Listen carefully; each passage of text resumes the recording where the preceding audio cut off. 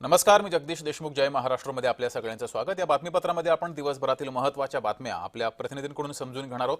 सुरुवातीलाच एक मोठी राजकीय बातमी भाजपाच्या कोटातून समोर येते. भाजपाकडून विधान परिषदेच्या नावांची यादी जाहीर झाली आहे. विधान परिषदेसाठी भाजपाकडून 5 नावं जाहीर करण्यात आली आहेत. यामध्ये माधवी नाईक, संजय भेंडे, विवेक कोल्हेंना उमेदवारी देण्यात आली आहे, तर सुनील कर्जतकर आणि प्रमोद जठार यांना सुद्धा उमेदवारी देण्यात आली आहे. पोटनिवडणुकीसाठी प्रज्ञा सातव यांना उमेदवारी देण्यात आली आहे. विधान परिषदेसाठी भाजपाकडून 5 नावं जाहीर करण्यात आली आहेत.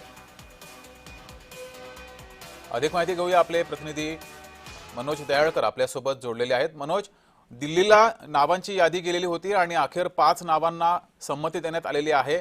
काय नेमके निकष ठेवले होते हे 5 नावं घोषित करताना? नक्कीच जगदीश, सगळ्यांची लक्ष होतं की विधान परिषदेच्या नावाची घोषणा कधी होणार, कधी यादी ही जाहीर होणार. कारण की आपण बघतो या ठिकाणी भाजपकडनं 5 नावंही जाहीर होणार होती आणि पोटनिवडणुकीसाठी 1 नाव जाहीर होणार होतं आणि त्यासाठी मोठ्या प्रमाणामध्ये इच्छुक होते आणि इच्छुकांची यादी आपण बघितलं केंद्राकडे पाठवण्यात आलेली होती आणि यामध्ये आपण 30 जणांची पहिली यादी पाठवण्यात आलेली होती. नंतर केंद्राकडनं सांगण्यात आलं की यामध्ये देखील काही नावं शॉर्टेज करून द्या आणि त्यानंतर आपण दुसरी यादी पाठवली होती. 14 नावांची पाठवली होती आणि त्या 14 नावांमधून आता केंद्राकडून नावंही जाहीर झालेली आहे. विधान परिषदेची नावंही जाहीर करण्यात आलेली आहेत. 5 नावंही जाहीर करण्यात आलेली आहेत. त्यामध्ये आपण सुनील कर्जतकर यांना उमेदवारी दिली आहे. तसंच माधवी नाईक, संजय भेंडे, विवेक कोल्हे, प्रमोद जठार यांनाही संधी देण्यात आलेली आहे. तर पोटनिवडणुकीसाठी जी होणार आहे त्या पोटनिवडणुकीसाठी प्रज्ञा सातव यांची उमेदवारी जाहीर करण्यात आलेली आहे. प्रज्ञा सातव यांनी आपण काँग्रेसमध्ये होत्या, त्यांनी काँग्रेसचा राजीनामा देऊन त्यांनी भाजपमध्ये प्रवेश केलेला होता आणि त्यानंतर त्यांनी आमदारकीचा देखील राजीनामा दिला होता, पण त्यांना या ठिकाणी भाजपकडून उमेदवारीही देण्यात आलेली आहे. पोटनिवडणुकीसाठी मात्र मनोज, ही 5 नावं जाहीर करताना भाजपाने कोणते नेमके निकष वापरलेत? नक्कीच आपण या ठिकाणी भाजपकडनं आपण सातत्याने विरोधकांकडनं टीका केली जात होती की जे बाहेरून घेतलेले आहेत त्यांना या ठिकाणी संधी दिली गेली. भाजपचे जे जुने कार्यकर्ते आहेत त्यांना या ठिकाणी डावललं गेलं. भाजपकडून आपण जे जुने कार्यकर्ते भाजपमध्ये जे काम वर्षानुवर्ष करत आहेत, जे जुने कार्यकर्ते आणि ते बघता आपण बघितलं विरोधक देखील जे जुने नेते आहेत त्यांना या ठिकाणी संधी देण्यात आलेली आहे. नाईक यांना. ठीक आहे मनोज, तुम्ही असेच जोडलेले राहा. प्रमोद जठार स्वतः आपल्या सोबत जोडलेले आहेत.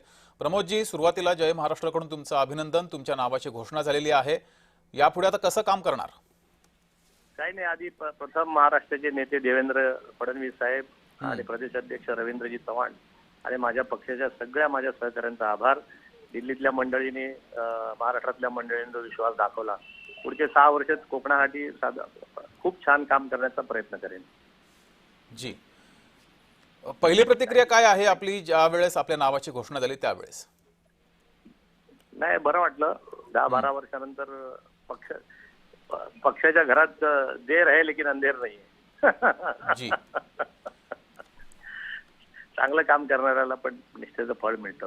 जी, मात्र प्रमोदजी, तुमच्या नावाची घोषणा झालेली आहे. काय प्रमुख कुठली कामं असणार ज्यावर तुमचा पहिल्यांदा लक्ष असेल, ती कामं तुम्ही किंवा त्या समस्या सोडवण्याचा प्रयत्न कराल?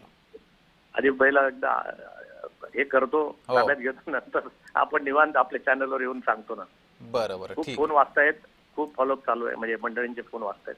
बरं, निवांत येऊन आपल्या चॅनलवरती आपण कोकण विकासाच्या गप्पा मारू. नक्की. ठीक आहे, ठीक आहे. Thank you sir, thank you sir. Pramod ji, धन्यवाद दिलेल्या या प्रतिक्रियेबद्दल.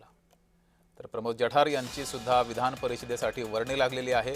विवेक कोल्हे हे एक नाव आहे. तरुण चेहरा विवेक कोल्हे, माधवी नाईक, संजय भेंडे या नावांची चर्चा होती आणि ती नावं आता घोषित झाली. तर सुनील कर्जतकर आणि प्रमोद जठार यांना सुद्धा उमेदवारी देण्यात आलेली आहे. पोटनिवडणुकीसाठी प्रज्ञा सातव यांना पुन्हा एकदा संधी देण्यात आली आहे. काँग्रेसमध्ये त्यांनी भाजपात प्रवेश केला होता आणि त्यांना आता भाजपाकडून पोटनिवडणुकीसाठी संधी देण्यात आली आहे. भाजपाकडून विधान परिषदेच्या नावाची यादी जाहीर झालेली आहे. या यादीकडे सगळ्यांचं लक्ष होतं. कुणाची वर्णी लागणार याकडे साऱ्यांचं लक्ष होतं. तर पुन्हा एकदा नजर टाकूयात ज्यांची नावं भाजपानं घोषित केली आहेत त्या चेहऱ्यांवर. प्रज्ञा सातव यांची पोटनिवडणुकीसाठी त्यांना संधी दिली आहे. प्रज्ञा सातव माजी काँग्रेस खासदार दिवंगत राजीव सातव यांच्या पत्नी. काँग्रेसची विधान परिषद सोडून त्या भाजपात आल्या. माधवी नाईक या मागासवर्गीय नेतृत्व, पेशानं वकील आहेत. भाजपा प्रदेश सरचिटणीस म्हणून सुद्धा त्यांनी काम केलंय. माजी ठाणे मनपा नगरसेविका म्हणून सुद्धा त्यांनी काम केलंय.